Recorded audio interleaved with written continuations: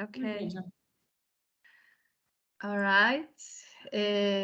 Well, I'm checking the students who are attending right now to this very first conference series that we are going to hold with a cooperation with Associated Professor Dr. Senem Çevik under her controlship, maybe in partnership with Next Change. I'm sure Senem Hoca is going to inform us the details of this group, Next Change group. But apart from it, I'm checking the students who are attending right now. There are 2 foreign students, but still, as we have already mentioned that the language will be in English, I have directly started speaking in English. So maybe, Senem Hocam, we can also, in some critical parts maybe, need to translate them, or if you summarize some parts of the speech, of your speech in Turkish as well, that will be great, I think. But anyway, with this general introduction, let me use this opportunity and give start to this very first meeting that we are going to hold in partnership with Next Change Department, this group. Good afternoon once again, ladies and gentlemen. With this very first meeting, with this very first conference series, we are going to talk about cultural exchanges, bridging cultural gaps one step at a time. Our speaker is Associated Professor Dr. Senem Çevik from United States of America, Media Studies Department of Woodbury University. And apart from her academical involvement in Woodbury University, she's also director of Next Change, executive director of Next Change. Well, before we go on, let me briefly read her curriculum vitae. Senem Çevik, PhD, is a communication scholar specializing in public diplomacy and strategic communication. She taught courses at UC Irvine, UCLA, Atılım University, and Ankara University. Her research focuses on the intersection of identity, communication, and psychology with an emphasis on Turkey. Dr. Senem Çevik was a research fellow at UC Irvine SEM. She has published in journals including Middle East Critic, Caucasus Survey, Southeast European and Black Sea Studies, and Global Media and Communication. She is the co-editor of Turkey's Public Diplomacy. She is both a scholar and practitioner of cultural diplomacy, peace building, and experimental learning. She has over 15 years of experience working with groups in conflict using culture as a way to build bridges between communities unfamiliar to each other. Dr. Çevik served as the academic liaison and faculty member of the Olive Tree Initiative, an award-winning experiential learning program at UCLA and UCI. She was the vice president of Apricot Music and Art, a Los Angeles-based cultural organization, between 2018-2022. She is a fellow of the International Dialogue Initiative, a group that examines large group conflict from a psychological perspective. She currently teaches at Woodbury University's Media Studies Department and is the executive director of Next Change, an initiative that focuses on cultural exchange and youth education. So, ladies and gentlemen, our students, we have a very distinguished guest today who's going to speak on cultural exchanges, bridging cultural gaps one step at a time. Please use this opportunity and ask questions, prepare your questions and ask. Don't hesitate to ask questions to our guest, to our speaker. Yes, Senem Hocam, the stage is yours. Please. Thank you very much, Professor Tunca, Dean, for this very, very generous introduction. It's really a pleasure to be with you today at the European University of Lefke for a discussion on cultural exchanges. I think, and I will definitely talk about my personal experiences as an academic and as a practitioner as we move forward, and I'm happy to answer questions later on. But right now, I will start discussing the topic, and I think that this topic is very, very timely given the rapid changes we see in communication technology and the way in which people consume these technologies, for better or worse. Another reason that I find this topic very timely is that I know European University of Lefke launched its English language new media and communication program a while ago. And I believe innovative programs like this truly provide the necessary toolkit for future professionals in our field for them to learn and apply these new skills. Again, congratulations on this program, and I'm sure I'll spot some of your students in the industry in the future. So many successes to them. I would like to start with a reflection to begin with on how communication technologies have evolved and change the way we communicate as humans, and how can we take that and use it today in our advantage to really foster better relations with other communities, better relations with people, and the global communities around the world. I live and work in the United States, and 25 years ago, when I first moved to the States, it was unimaginable to speak to our loved ones simply on the phone with video, let alone these sort of Microsoft Teams or Zoom. I'm sure to students this is something that they cannot imagine. It was a merely dream for us. We could barely speak over the phone a few times if we were lucky, let alone connect with people from other parts of the world. Traveling was a luxury. Less affordable by many in the global south, which left this very wide technological and cultural gap between global north, so the developed nations, versus the global south, developing or underdeveloped nations. In that sense, while relationships were more personal, or it is said to be more personal at the time, and less interrupted by social media to be sure, still the physical distances, difficulty in mobility, and economic disparities created cultural differences that we experience less today. There were less opportunities at that time to explore other cultures, learn about new things, meet new people, and this sort of then, as you know, where there is a vacuum of knowledge, disinformation can easily fill in. And it's so easy for disinformation to spread. And this will proliferate the public sphere with conspiracy theories, fake news, and all sorts of negative discourse about the people who are unknown to us, cultures that are unknown to us, and communities that we're not familiar with overall. And today, even if we're not able to visit a country, there are many opportunities to engage with new cultures and to learn from them. There is now a dialectic, like dialogical engagement.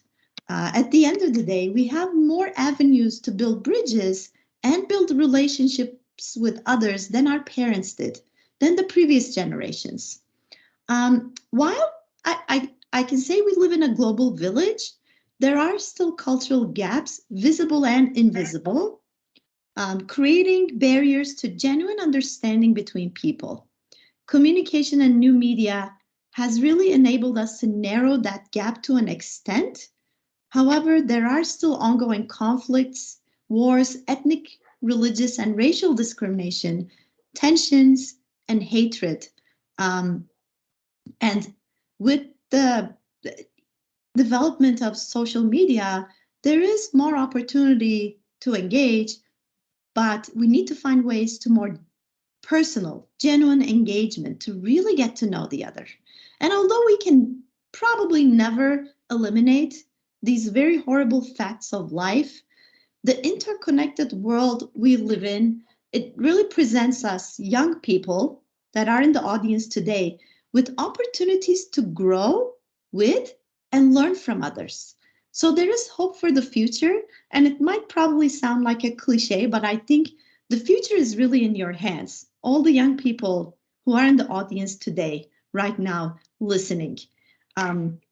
And every single opportunity is a learning experience. So please don't miss those opportunities. And for us also as academics, we were just talking about it before the program began. Learning always, it continues, it never stops. So let's take a look at our immediate environment and what can we do to narrow that gap. Our campuses, we are on a campus environment. First of all, of course, we live in a more diverse culture today than any time before in history. That's for sure. Especially campus environments such as the European University of Lefke provide these cross-cultural spaces for learning and exchange. I just learned from Professor Tunca that we have international students in attendance today. That's wonderful. I've also taught, and I'm currently also teaching many international students, and I think it's a wonderful learning opportunity for us scholars and also for other students. Campuses overall are amazing spaces to interact not only with new ideas, but also with people coming from different walks of life. This can be students from other countries, other religious backgrounds, non-traditional students that we have, who just brings another perspective, or faculty who happen to teach at these institutions. With our phones and social media, literally at the tips of our fingers, more accessibility to travel abroad, our world has certainly become the global village we live in today. Excuse me. Too much talking. Communication scholar Marshall McLuhan described this interconnected world that we live in today right now, that truly enables people to connect with others near and far. And with the advances of communication technologies, and what I want to further discuss with you today is various ways to engage with people, which I believe leads to a more cultural understanding and appreciation. And that's exactly what humanity needs today as we witness more conflict and tensions around the world. So aside from educational spaces that offer either in-person or virtual exchanges, which is amazing that we can do this today, I feel really lucky. New media brought to us the gift of digital content, which we were just discussing earlier. Netflix, Hulu, Disney Plus, Amazon Prime, and many others have been producing local content for global markets. Today, it's not too difficult to come across a Bollywood film or a Nollywood production from Nigeria or a Korean drama series from Korea on any of these platforms. And just by getting exposure to this new content, we can learn about their traditions, culture, values, lifestyles that may be unfamiliar to us. And by being intrigued, we can further explore what these cultures are about. 2 decades ago, this was unimaginable. We are very lucky to have access to this immense source of cultural exchange, I think, just at the tip of our fingers. And in the same sense, I've come across many fans in the United States of Turkish television series or disease. They are very popular amongst especially the Latino community and the Middle Eastern communities, various Middle Eastern communities. While these fans may not have visited Turkey yet, or some have, they have expressed their interest in the language, culture, traditions, and aspirations to visit the exact sites where the shows were filmed. I have really met people who learned elementary level Turkish just by watching these dizis.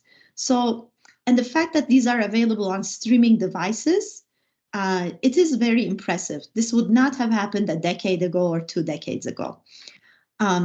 So a new study conducted by Netflix, actually, that was just published a few days ago, argues that Netflix actually has sparked an interest in new markets such as Turkey and Korea as new vacation destinations. So in this respect, I think new content at least offers a new window on perspective. So I encourage our students, our friends to explore this new digital content and not to limit yourself to North American or local productions, but really go beyond and explore productions that are outside of your cultural comfort level. I think that's a key takeaway, I would say. So what can be other avenues to engage with other cultures?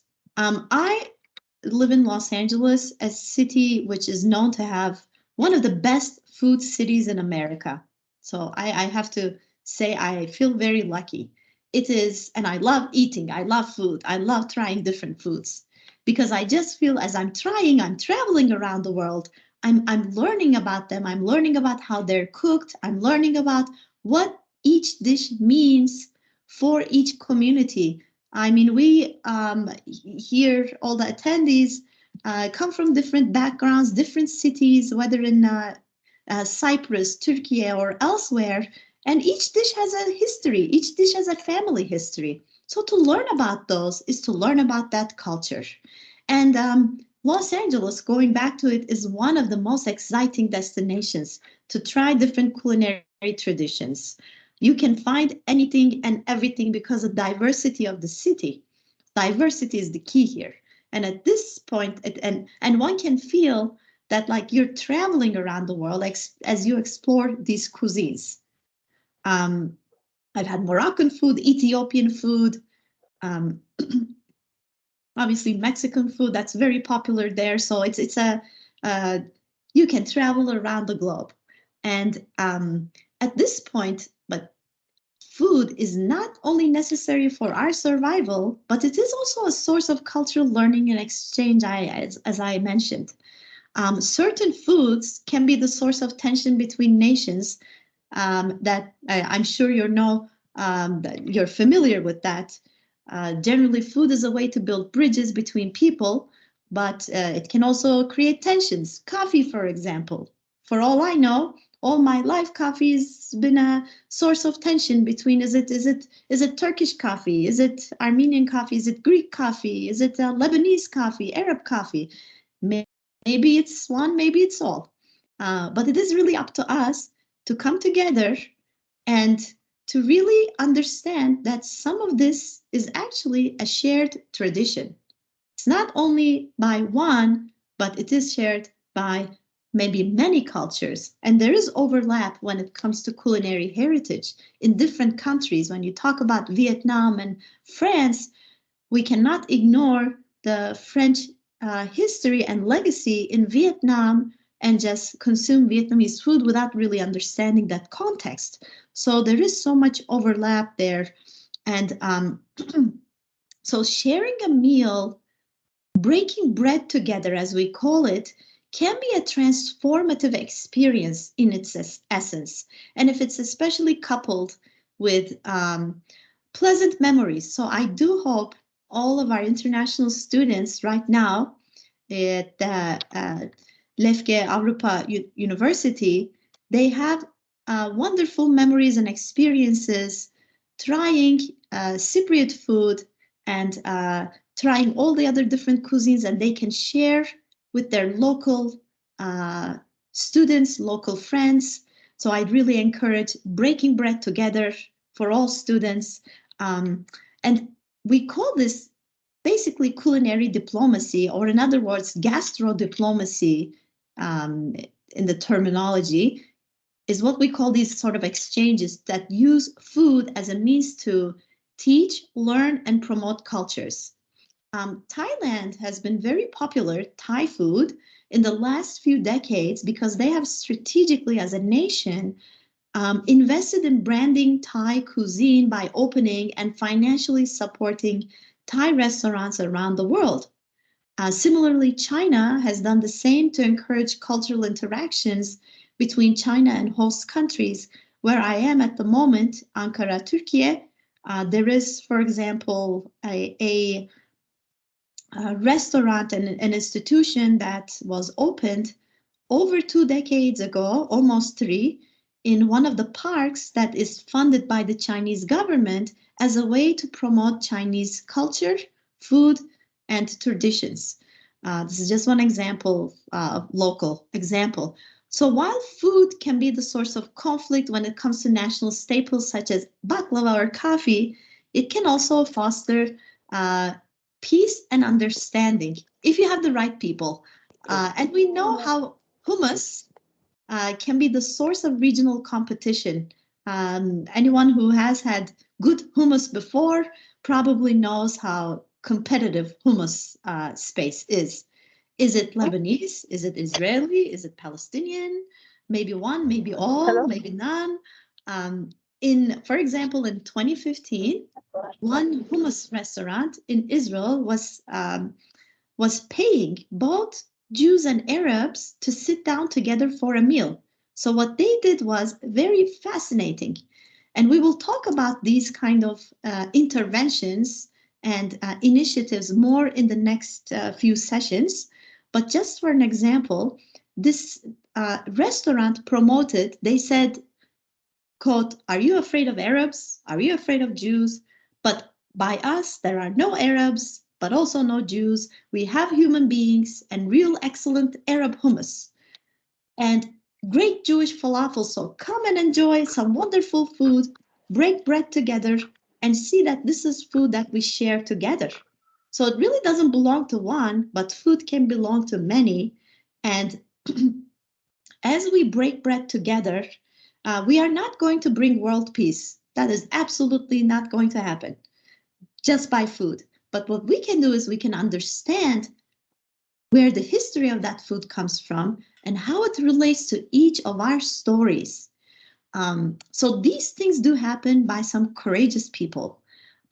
So please share meals with the international students on campus, taste their food, and share yours. If you're not on a college campus and don't live in a diverse city, there are many online resources on Instagram, on YouTube, bloggers that share culinary traditions. You can follow these travel bloggers that really take you from different cities and kind of give a taste of their food.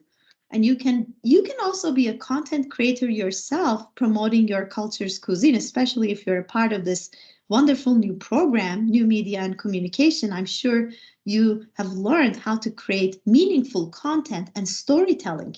Now, if a content has the story of where the food comes from, what it means to this community, then I think it becomes more meaningful in terms of cultural exchange.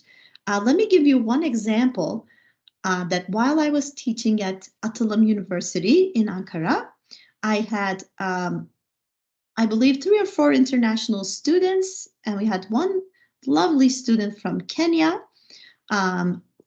who was sort of isolated from the rest of the student cohort just because many of my students were not able to converse in English as much as he did. He grew up in an English-speaking country. English was his native language, almost to say, and there was this cultural gap that I could sense. And I had a German international student who was only seen as a German with the stereotypes. So I said, okay, guys, this is a problem. why don't we learn from each other? Why don't we have a cultural day?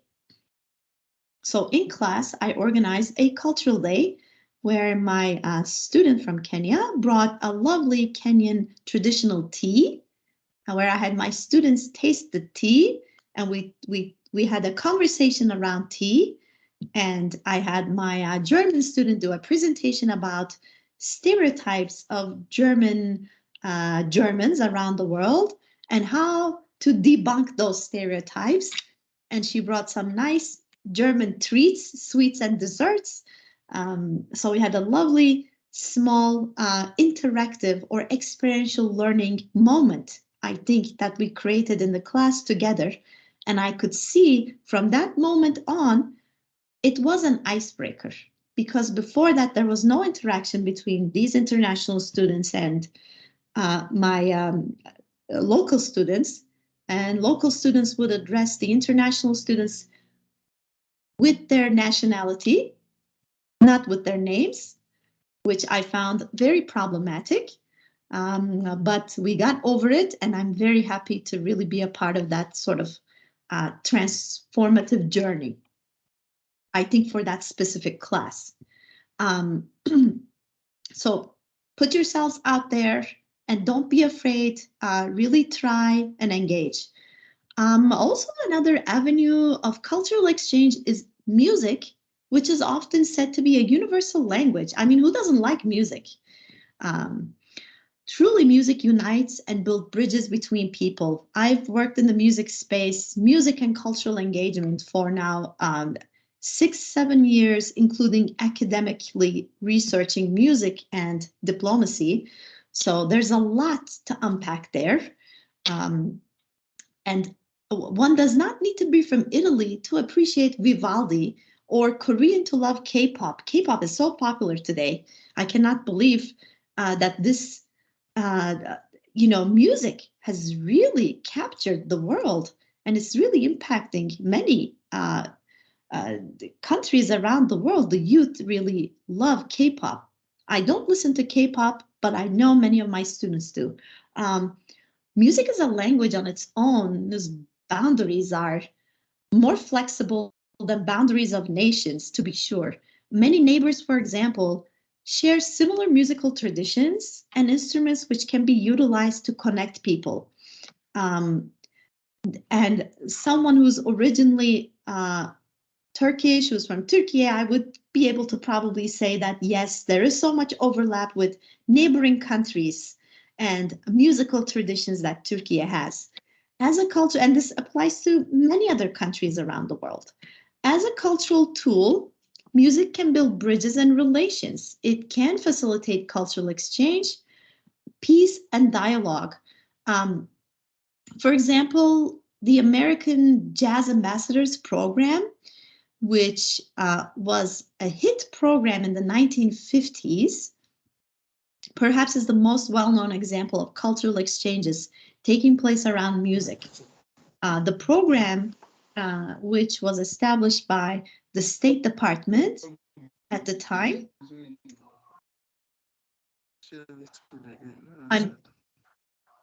I think someone needs to turn off the mic, if possible. Okay.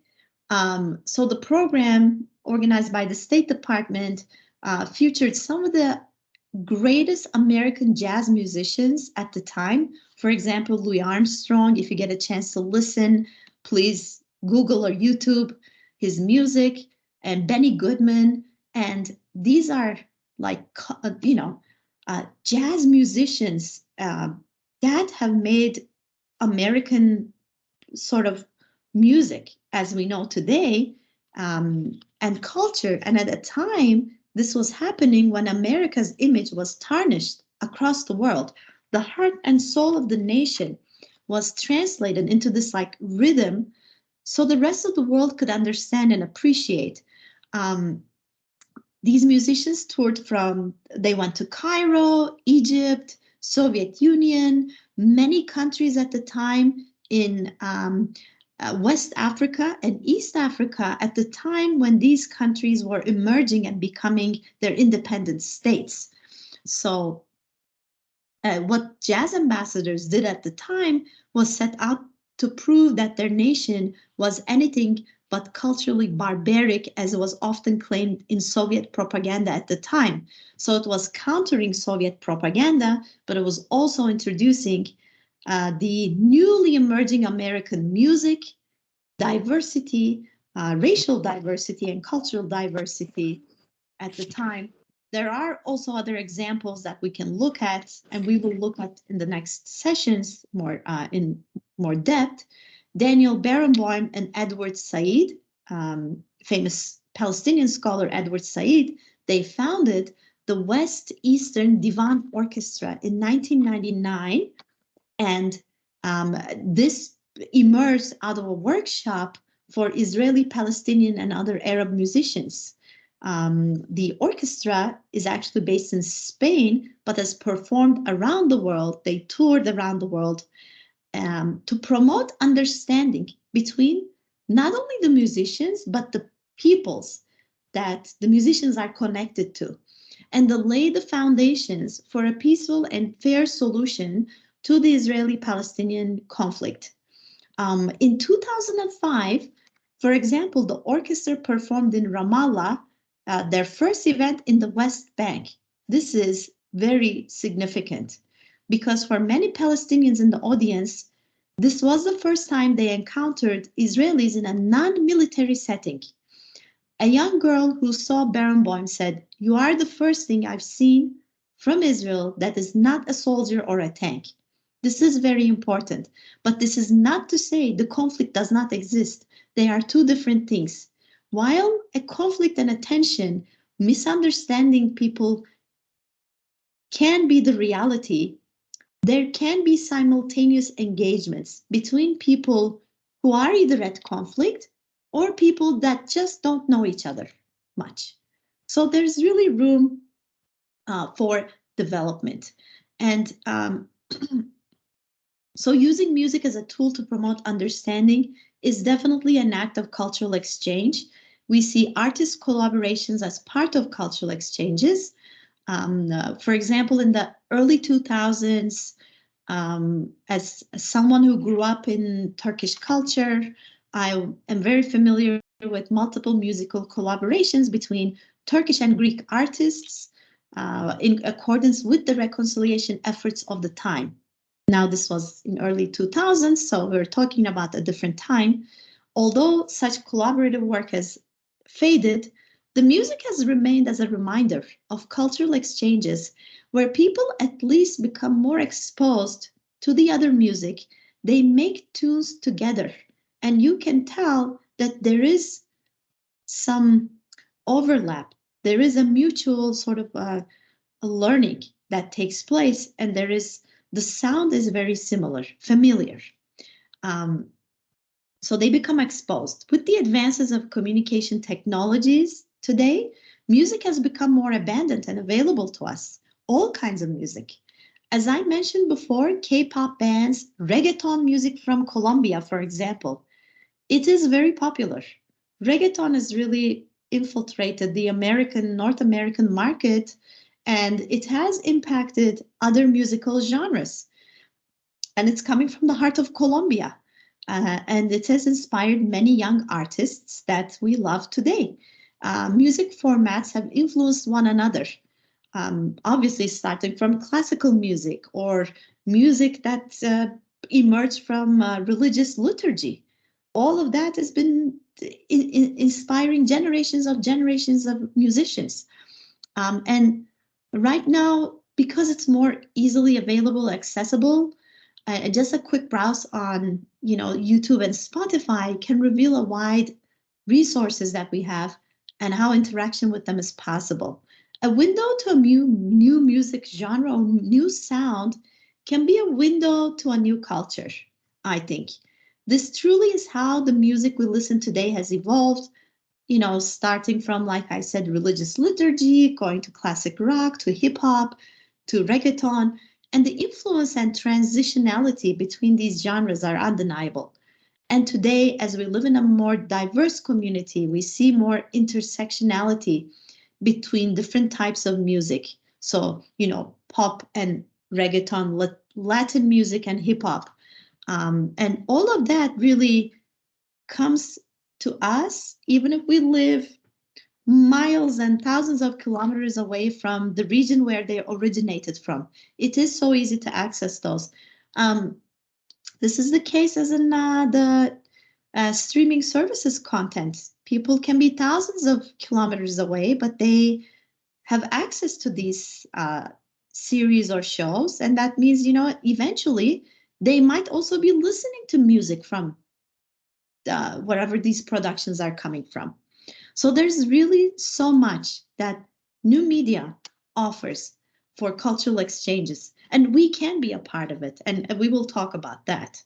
And one last cultural exchange area that I want to discuss before we go into Q&A is sports. For many in this part of the world that we live in, sports probably means football. Maybe some other sports in Cyprus because of its history and other influences, but certainly football for where I am at the moment. You know, American football in the US and basketball. Believe me, there's more to sports than football. However, even football can achieve a lot. We just wrapped up the FIFA World Cup, as many of you know, in Qatar. The World Cup in Qatar allowed many people to learn about Qatar, although with many problems that came with hosting the World Cup. So there are a few dimensions. Qatar as a nation, and you know, many nations do this to host a global event, sporting event, like the Winter Olympics in Sochi, for example, in Russia a few years ago. It's a way to brand and showcase their country, all the good, positive things about it, but it can go sideways. Unexpected things happen, as it did in Qatar, with many the issues with the workers at the sites, the construction sites, some of the human rights issues, LGBTQ issues that emerged during the World Cup itself. But nevertheless, Qatar World Cup, or in this case, any World Cup, any sporting event, it's a window for the outside world to see one nation, its culture, its story, what it is trying to say, and what the narrative is, or what the story is there. That is why many nations around the world are really trying to host these big events. I believe, if I'm not mistaken, Los Angeles will be hosting the next World Cup. I believe 2028. So everyone welcome. But so former president of South Africa, Nelson Mandela, said something very important about sports. He said sports has the power to change the world. It has the power to unite in a way that little else does. It speaks to youth in a language they can understand. Sport can create hope where once there was only despair. It is more powerful than governments in breaking down racial barriers. It laughs in the face of all types of discrimination. Mandela was right, I think. He knew the power of sports, and it can really unite people. So what he did was, and I don't know if any of you have seen the movie Invictus by Matt Damon and Morgan Freeman are leading actors in the movie. If you have not, please watch it, and it will give you a sense of sports as a cultural exchange, sport as a factor of unifying a nation and unifying for a cause. And during his early years as a president of a new South Africa, and we're talking about a post-apartheid South Africa, and many of our students may not be aware of this historical fact, but please look it up. South Africa was a different country in the 1990s, all the way up to, I believe, 1992 or 4. So after the racially unjust regime collapsed, Mandela became the president, he suggested a united approach for the World Rugby Games. So in 1995, he suggested, okay, let's have a team together from a national team together from different parts of the country, two competing teams. But now let's make a national team for a national cause. So he united rather than dividing the nation. And it was such a groundbreaking moment. It was so difficult for some fans, football or rugby fans, to really accept this because they were supporting the other team and they were supporting or another team from another racially discriminating some of the other South Africans. So when the idea came about uniting the teams, it caused some backlash, but eventually it really united a country. And so just as music, sports can be a unifying force. That is why there are many friendly matches being held between nations and cities. And this is why you at the university, all the students can host a friendly match between, different communities and between international students of a certain country and local Cypriots, for example, or students who are from Turkey and who are currently having their education in Cyprus. There are many ideas that the students can take away. Another recent example is Abraham Accords, another groundbreaking development that took place in the Middle East, happened in late 2020, fall of 2020. And after signing the accords, Israel and UAE started many different programs together. Friendly matches, sports camps for youth, for example, or sports matches between friendly teams. So what they did was, one of the examples is they faced off in a rugby, in a historic first friendly sports matchup. And like I said, I'm sure you followed FIFA World Cup. There was a lot of politics involved in the World Cup. So it was really fantastic to observe all of that, and we will talk about that later in the future sessions. Before concluding my talk, I want to remind everyone that regardless of your age, occupation, and role in the society, you are a representative of your respective communities. I see each student as a student diplomat, and I really think you are diplomats in your own ways. And I think if you approach culture from that perspective, you will realize that there's so much that you can do on campus and off campus. The way that communication technologies have empowered each and every citizen to have a voice. I know there's an abundance of voices, but to have a good story, to have a good voice is a valuable opportunity to make the world a better place to live in for all of us. And we just need to be smart about how we use this technology to advance humanity and foster the ability to coexist, learn from each other, to grow together. And I'm happy to discuss more as I get questions from the audience. I'm looking forward to your comments and questions, and let's explore together. I hope this helped and will open some discussions.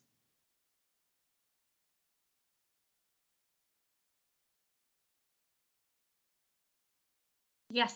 Is there anyone among our students who want to participate and give an answer or share his or her opinions about it? Is there?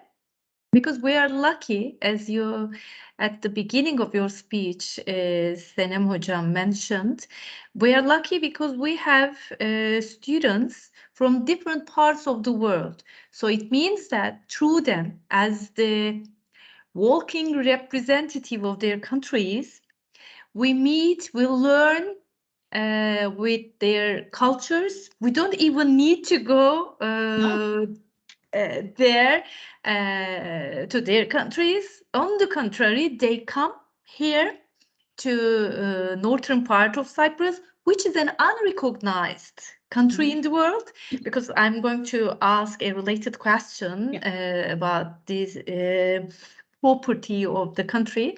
Anyway, so students are coming from different parts of the world. So through them, we'll learn their cultures, we'll learn their way of looking to the issues, to the life itself, to the issues in the world, not only to their countries, but in the world as well. So it's a good opportunity for us, not only for lecturers, but also for Turkish students to be a member of an international university, which hosts different members of different countries. So we are here lucky. I completely agree with your phrase, which is walking diplomatic members of they're being diplomatic members. And when they graduate, they will also return to their countries. They will go back to their countries and will also share what they have learned so far about the country, and they will somehow be a representative of this unrecognized country as well. So it's a good opportunity, not only for us, but also for the students who are bringing their own cultures to miles away, to northern Republic of Northern Cyprus. So it's a good luck for all of us. Anyway, with this general introduction, dear students, any comments, any maybe experience that you have met so far? I would love to hear some experiences, and Professor Tunca, I completely agree with you. Absolutely. I've missed that part in the discussion or in the talk, that this is a big opportunity also for a country like Northern Cyprus, which, like you said, is not recognized officially. However, with these student exchanges or incoming international student, it is a way for Northern Cypriots to tell their story to the rest of the world, to share their culture and their experiences. And I think it is fantastic that Northern Cyprus hosts many universities that are open to international students, and it has been a hub since day one. As I sort of compare Cyprus or Northern Cyprus to, in a way, Qatar, how Qatar is a hub for international students. There is a Northwestern University, has a branch in Qatar. Which else? I believe American University. I might be mistaken, but there are multiple Western universities that have opened campuses in Qatar, and that has strategically been the branding of Qatar. So, and I don't know how much of this is also strategic coming from the Northern Cypriot government, whether this is kind of a strategy to open the country up for international students, but it is an amazing avenue that I think should students of all kinds of backgrounds should really take advantage of this, and that means to really engage with international students genuinely, to really invite them to the homes of Northern Cypriots. So do not leave the interactions on campus. Have people over to your home, have them see how you live, and let them, like you said, take all those memories, good memories, positive interactions, hopefully, to their home countries. And at the end of the day, in a few decades, who knows, students who graduated from Lefke European University Lefke, could be a real ambassador or a government official in their respective countries, or a businessman, businesswoman. So that means they will hopefully be the ambassadors for Northern Cyprus and the causes that is near and dear to all of you. Exactly. Exactly. So there are also a chance for the country. Those students from different parts of the world are a good chance for us, for the government, for the Turkish people here who live in the northern part of Cyprus. So it's a good opportunity for all of us, in fact. Well, maybe would you have students who would like to share their experiences there when they first arrived to country, the common parts maybe between their culture and culture of the island, and or the negativeness maybe that they met here when they first arrived. So ladies and gentlemen, is there anyone who would like to share his opinions, his or her experiences when they first met with the culture, with the Turkish culture here, culture of Turkic Cypriots? Is there? No comment? Well, it takes time to them to get that. That's normal. War. Can I maybe ask a question to the students? Sure. I usually in my classes, I just point to students. I'm very traditional in that way. And it's unusual for an American classroom. So I just point to students. You can go for it. Extra. How about you, for example? No, I'm gonna leave Professor Kılıç out of this now. But so, is anyone involved in some sort of a cultural exchange that I described, whether it be music or fine arts? It could be fine arts. It could be filmmaking. Have they partnered with maybe an international director, short film? They made something together. Has anyone made something together? You either cook food or try food, or make music together with someone from another culture or background. Maybe that we can open up a discussion through that, and maybe some of our international students have. But I'm not going to put it on their plate. There is that Blaze. Blaze, are you here? A few minutes ago, he was here. Blaze. Let me call Blaze, because Blaze is doing music. So he also shooted a video record when he was, singing a song here. He has a clip too. So I'm reinviting him. So if he joins us, so he can, because 2 weeks ago he shared his records with me. So I got the chance to learn that he's interested in music and doing music here. Well, I have a question. Is this an international student? Yes, he's an international student. Wonderful. And he's from Rwanda. Oh, wonderful. Excellent. Rwanda. If he used any of, like, for the music video, I wonder if he used some of the historical sites in different cities.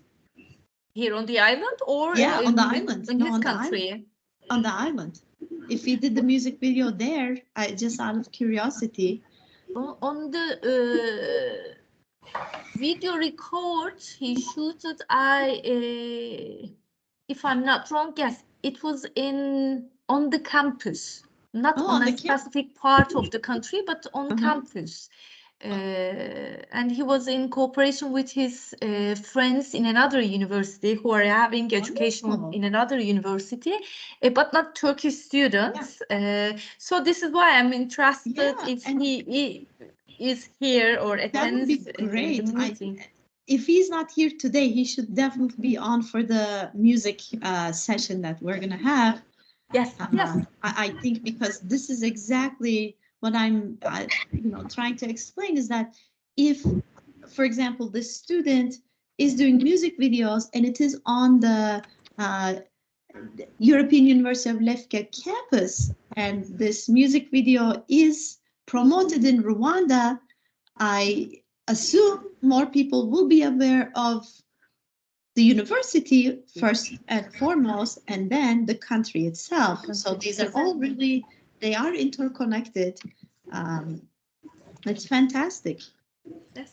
Senem, I want to say something. Yes. Students at the European University of Lefke come from 90 different nations. 19. Yeah, 90, yes. Oh, 90, 90? 90. Wow. Yes. Fantastic. I didn't know that. Yes. We want international students to interact with students from other countries and discuss their unique cultures in order for those cultures to converse. Yeah. So we are setting some organizations like as weekend parties and orientation programs for them. I want to let you know this. Well, that's wonderful. I mean, this is what we all need to do as academics, is to really facilitate these cultural exchanges, because if we leave to students, sometimes, things get busy. There are finals, there are midterms, homeworks, and there are really not then enough opportunities on campus. So we need to provide, and thank you, Professor Kulic, for being a part of this, I hope, transformative experience for many students. Come on, I have to get a question from a student. Okay. I will feel myself lucky. Can I ask you something? Yes, please. I cannot. Who is this speaking? Okay Yavuz. Thank you, Okay, for reminding Okay, yourself. Because Okay, I'm sorry for interrupting Okay, but Okay is from Turkey, and nowadays he's also interested with music, but he is more involved with the producer part of the music rather than singer part. So he has a friend whom he wants to promote. Okay. So we are trying to contact with the Turkish song producers in Turkey. I'm trying to make that connection between him and the producers that I know in Turkey. So he's also interested with music. So after this introduction part about Okay, yes, Okay, sorry for interrupting. Yes, please go for your question. My question is how we are talking about our country's culture, but how can we create our own culture, like in media, in music industry, like Kanye West, for example, a new guy in internet, Andrew Tate. How can we create our own culture? That's an excellent question. Thank you. Okay, right? Or Recep? Yes, Recep Okay. He has two names. Okay, that's like me. I love two names. Recep Okay. Thank you for the excellent question. I think what you've just asked also touches upon what we just discussed. You mentioned two celebrities, Kanye West, which is now under the heat for right reasons, and who was the other one? Excuse me, I forgot the other Andrew musician. Tate, he is a new in media, Okay, but he is the most famous right now. okay. Obviously, I'm not in with the pop culture. this explains, and I have to be because I'm teaching young students, college students. So this is a disconnect, unfortunately, but it happens. It's natural. I do know Kanye West, but I think your question also connects to the sort of interconnectivity of all of these genres and musicians, and how global they have become, how global music has become now more than ever. You are talking about Kanye West, who is a very popular celebrity slash a social media persona and a musician and an entrepreneur. He's a businessman who does clothing lines and everything else. I think, again, going back to your question, it is to find your own voice and to find your own story. If you can find your own voice and find your own story, I think you will make more impact in whatever that you want to do. So don't replicate things, but rather find your own voice, independent voice, I would say. I don't know if that answers your question exactly, but I don't have a formula for being famous. Thank you. No problem. Any other question? Joshua?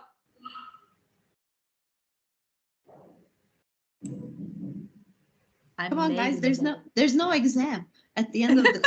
we're just chatting. That's sure, maybe yes. Very informally right now. Esther is here. Well, can I ask which countries are represented currently in this? We don't have to give names of the students, but just countries. I'm just curious. Mm-hmm.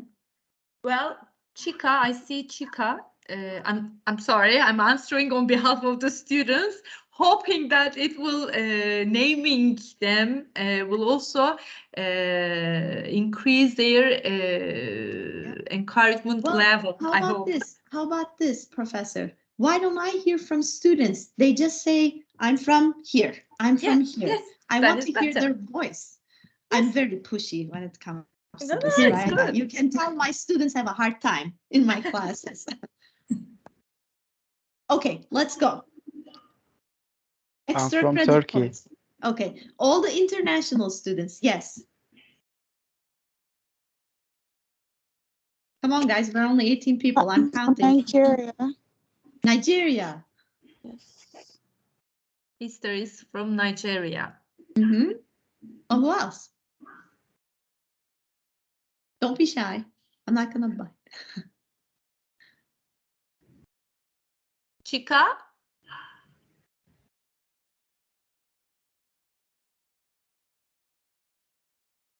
Edna? Hello.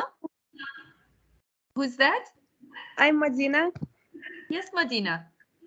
I'm from Kazakhstan. Kazakhstan. Yes. Wonderful. Okay, Edna. I see an Edna.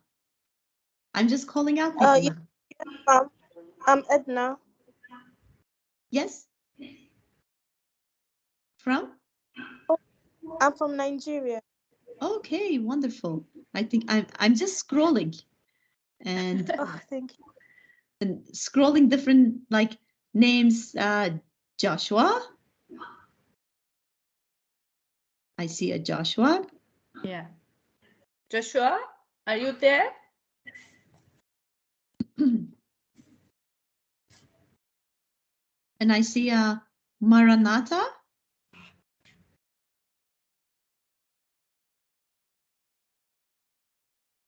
And I see a Michael. That I assume are international students outside of Turkey and Northern Cyprus. So maybe as an idea to follow Professor Kılıç, what she said about the university structured programs and some of the cultural days that you are establishing here on campus is for also these students maybe to do a presentation, a fun presentation, and for the others to come and enjoy. Like I said, because it's a mutual learning experience. It's a two-way street. And Northern Cyprus is really the place to be for students if they want to really get the sense of multicultural and diverse diversity, I think. More than Turkey, I would say. Because I know there are international students here as well, but not as much as you. So, no questions, I guess. They're shy. Next time we will break that silence. Next time, I'm sure. Well, what about our lecturers? Elif Hocam, Zühre Hocam? Enis Hoca is here too, I think. Any question to our guest? But before maybe we go for the questions, I can in general say that there are, for example, I have 2 courses with foreign students. By the way, somebody texted. Did see a chat. Joshua says that he doesn't have any question. Okay, Joshua, you don't have a question, but at least you can introduce yourself. Where are you from?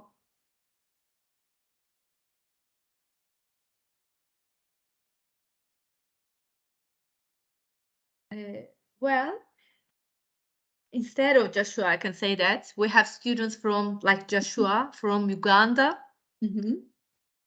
from Wow. Rwanda, from Zimbabwe, from Kenya, from Central Asia, like Kazakhstan. Okay. Can I say something? I have a very good friend who lives half of the year in Uganda and does business and has fallen in love with the culture and decided to really spend half of the year and operate his business out of Uganda. So he's been doing that for years now. And I've traveled to Kenya before after meeting my student at Atılım University. I've traveled a few years after that. And I have to say it's an amazing country. And the other ones are on my list too. So I should get some tips from your students for my future travels. I'm also interested and I hope to go and visit them after maybe graduation and to see them, to meet them in their countries, in their own cultures.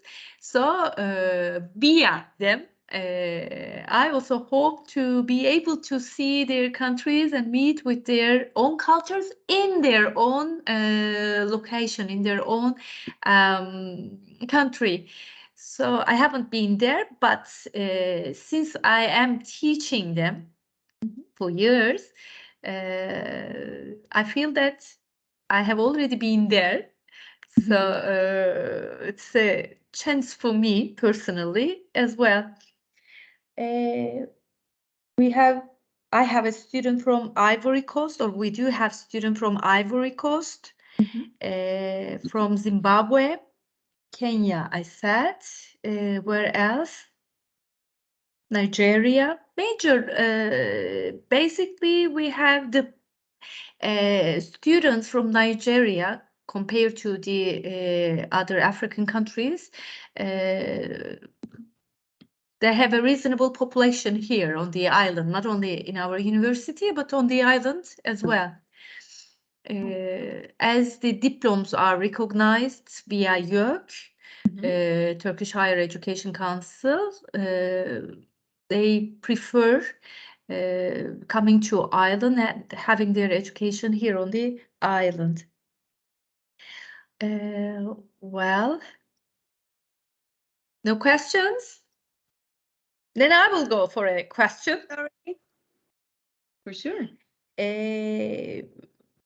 Sorry. I'm Madina. Yes, Madina. I don't have any question, but I wanna a little bit introduce myself.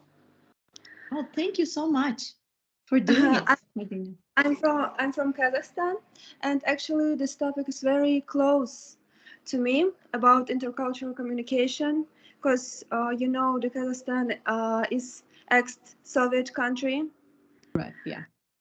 and actually in my country a lot of different nations, not only Kazakh, and it's very interesting for me to learn new cultures too. Before university, I visited Turkey a lot of times, and I decided to go to study to university in Turkey or in Cyprus because I liked this culture. So it was my decision, and here I met a lot of people from a lot of countries, and it was actually interesting for me to learn about students from Africa, to learn more about Turkish people, more about Cypriots, about food, about some traditions, and all my friends from another countries also were wondered about my country too. For example, a lot of them didn't know why in Kazakhstan we speak Russian, and why we have mixed culture, why we have mixed kitchen. And when I told them about Soviet Union, about our historical background, about languages, for example, I'm not from capital city. I'm from a little city in the west of the country, and name of my city is Uralsk at Uralsk in Russia. It's next to, it's very close to Russia. It's like 15 minutes. Yes, and we have more than 130 nations in our country. It's Russians, Ukrainians, Azerbaijans, from other Caucasian republics, from Central Asian Republic, and actually Kazakhstan located in Central Asia, but 15% of the country located in Europe and the rest in Asia. Yes, and some of my friends asked me why or how did you learn Russian language, and I explained them that it's my first language. It's like my native language. Yes, I'm Kazakh, but anyway, from the childhood, my parents talked to me in Russian. Yes, I graduated from Russian school, and it's like a language that all nations in my country can communicate each other. Wonderful. Yes. Exactly. Why I personally value these exchanges, and what? Oh, hi. Very nice seeing you, seeing a face. One of the Nice to students. Nice meeting you, Medina. What I think you just mentioned, your comment reminds me of how there is a third level of exchange that we actually didn't necessarily talk about, but it is amongst international students in these sort of spaces. The exchange that takes place, like you said, how many of your friends have asked you questions about your language and culture. So how this is beyond just learning from the Turkish Cypriots or Turks and you, but also amongst the third nationals, right? Is that what you call them, the third nationals? Amongst themselves. So this is fantastic. And I think, and you are probably tired of hearing this, and it's really unfair, but especially when it comes to Kazakhstan, a certain TV persona and a certain movie has really shaped much of the Western, if not maybe Cypriot or Turkish, but much of the Western perception and ideas about Kazakhstan. It's a comedian and a comedy satire movie that was very famous like a decade or more ago. I think you know which one I'm talking about. So actually knowing an individual from Kazakhstan is more valuable in this sense, and it creates, like I said before, you are a diplomat of your country and of your culture, and there's so much weight on your shoulders in this sense, I think. So thank you so much for approaching it professionally, I think, and taking every moment to engage with your fellow students. I think it's valuable. And I was an international student also myself in the US years ago. And, you know, even today as an academic and as a part of the community, I try to take advantage of every opportunity to introduce my friends and my social network of, just an example, for example, Turkish breakfast. I do like to invite people over for Turkish breakfast and for them to get a sense of my heritage and my culture, and they find it interesting, and you know, maybe they will explore, they will maybe go and have Turkish food somewhere, or they will remember me in a good way in the future. And if something comes up in the future that is a negative stereotype of a Turkish individual or the country or the people, they will remember the good memories that hopefully I have created for them, just like you do for your friends, and that will counter stereotypes and sort of, you know, stereotypical images. It's wonderful. Yes, we need more of you. Actually, all people around the world have a lot of stereotypes about some nations, countries, cultures, and it's very wonderful, I think, when we can destroy these stereotypes. Yeah. And about food, I'm agree too, because when I'm talking about food in my country, or I'm cooking something, I don't cook only Kazakh food. I'm cooking, for example, Russian or Tatar food, or Ukrainian, some soaps, or maybe you maybe heard about borscht. Yes, yes. I actually had last week over New Year's Eve, funny enough. Yes, and for example, historically, of course, borscht it's not our Kazakh food, but we eat it for a long time, for maybe, I don't know, 1 century, and it's also our food too. Now in the 21st century, we have mixed culture, and I think it's beautiful. That's lovely. Thank you for sharing. Also, I want to add about culture here. For example, before I have come here, I didn't know about this difference between Turkish people in Turkey and Turkish people here. Yeah. And in Cyprus. And now I'm learning Turkish language, and for example, now I can recognize an accent from people from Turkey and from Cyprus too. Yeah. Fantastic student diplomat you have there. Thank you so much.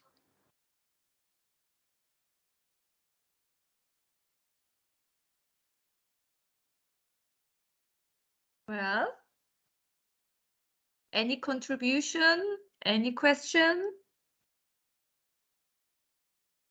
Well, in fact, so far we have been, you are also underlining emphasizing the importance of new media, digital platforms, digital media. So within that concept, within the importance of digital platforms, which is subject to technological communication developments or developments in communication technologies. According to you, what is the relation, or primarily, of course, if as we have emphasized the importance of it, I'm not going, maybe I shouldn't ask if there is, according to a relation between developments in communication technologies and people using these platforms or citizen participation, maybe in culture and in cultural diplomacy, maybe.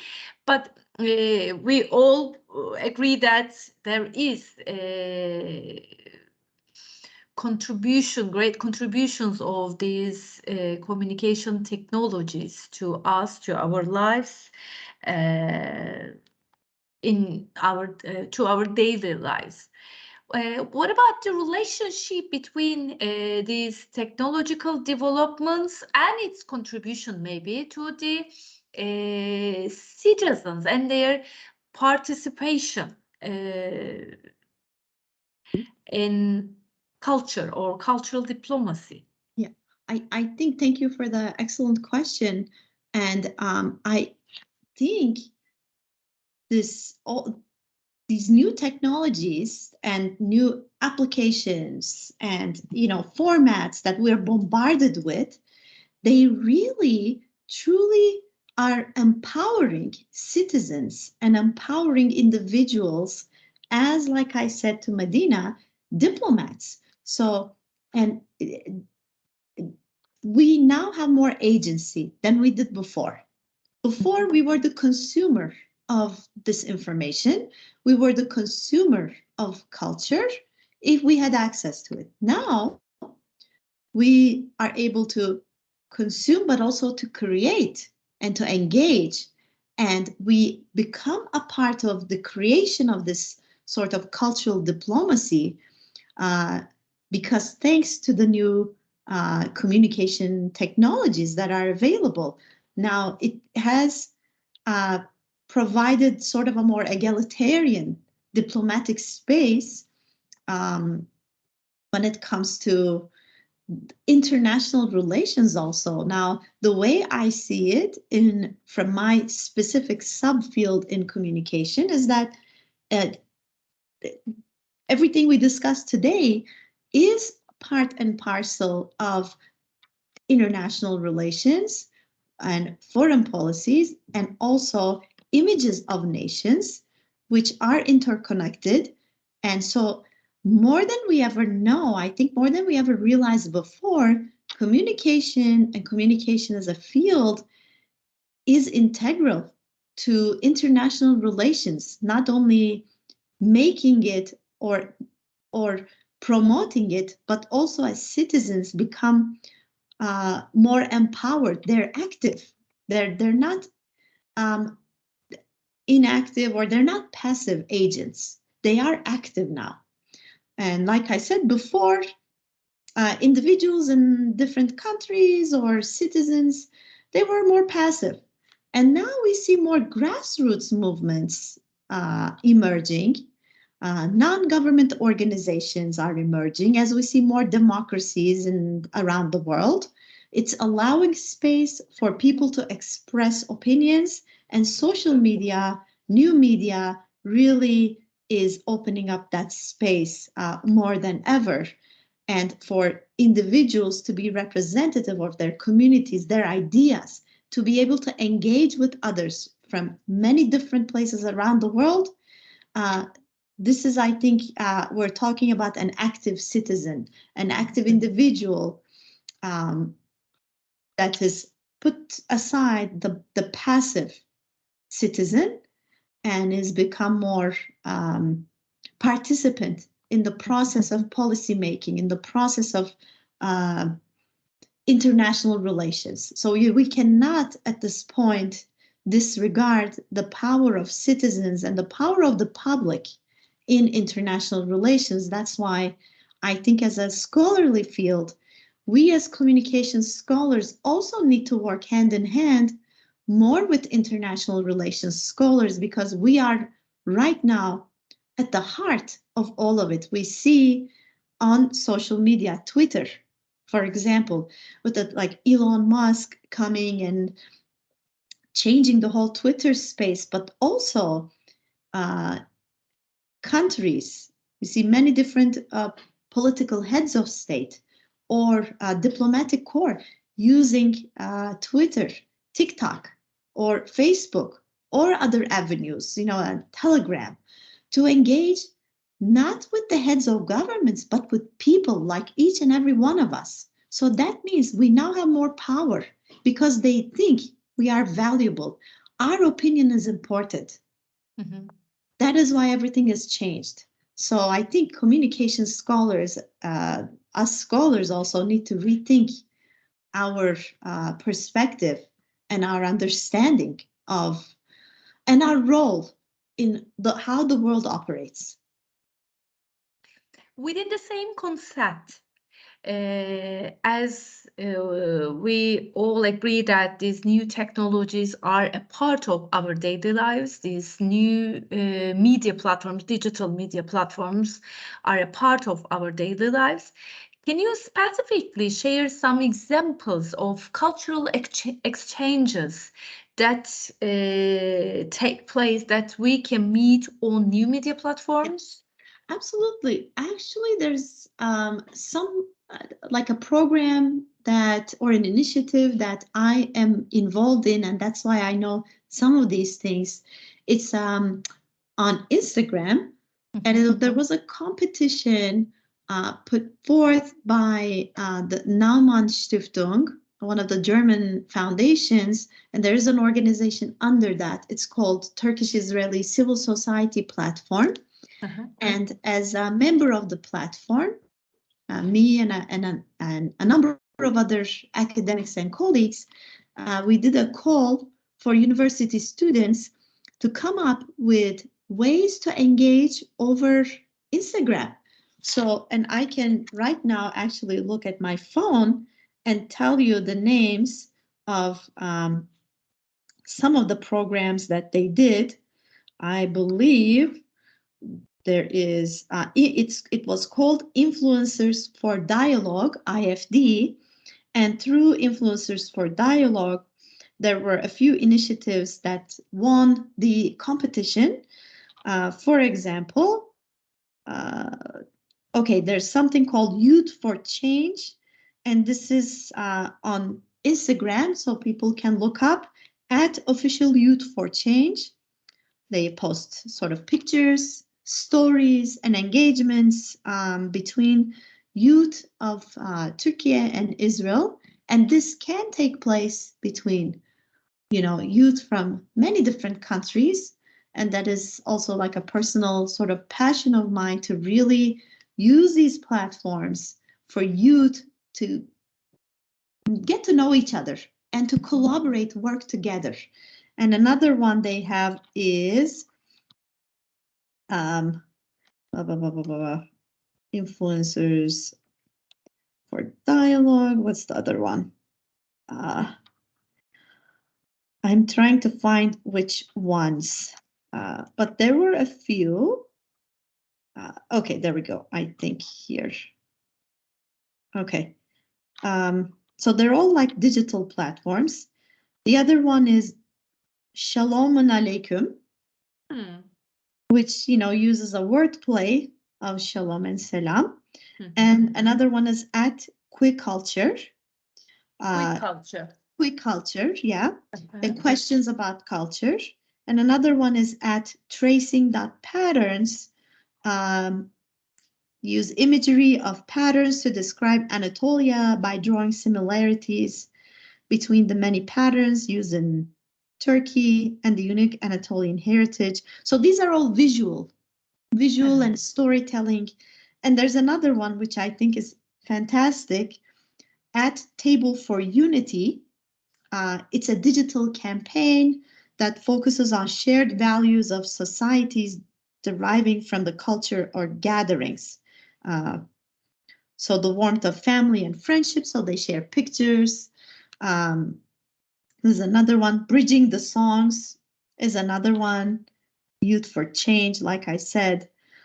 So these are opportunities that I think we can explore with our amazing students here to connect them with other cultures and for them to also expose their culture to others.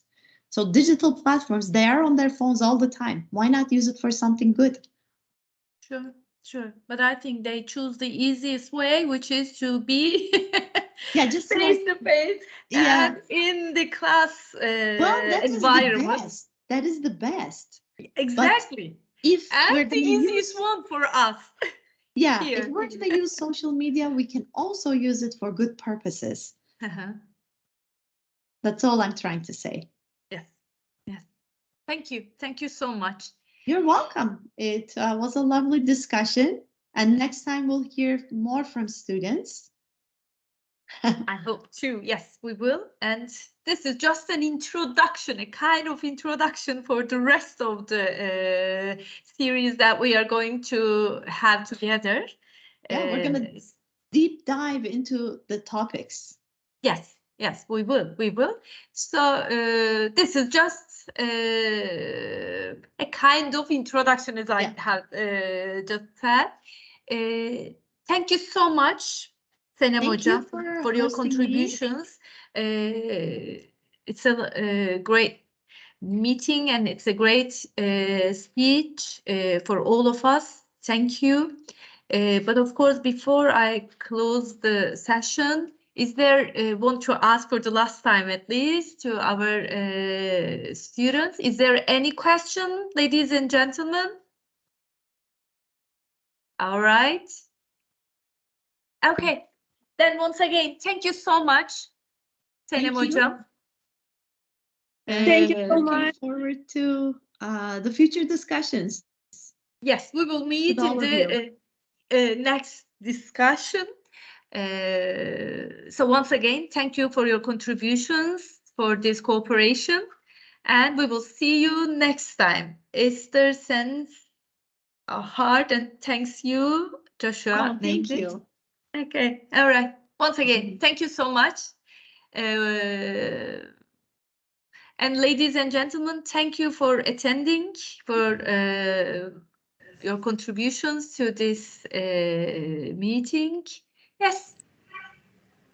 Thank you. Thank you. Thank you to our faculty and thank you to you, Senem Hocam. It was very interesting and informative. I think we will be glad to see you here in our university too. Thank you. Hopefully. I will come and visit all of you. Thank you, Senem. Bye. Thank you. Bye-bye. Thank you so much. Bye.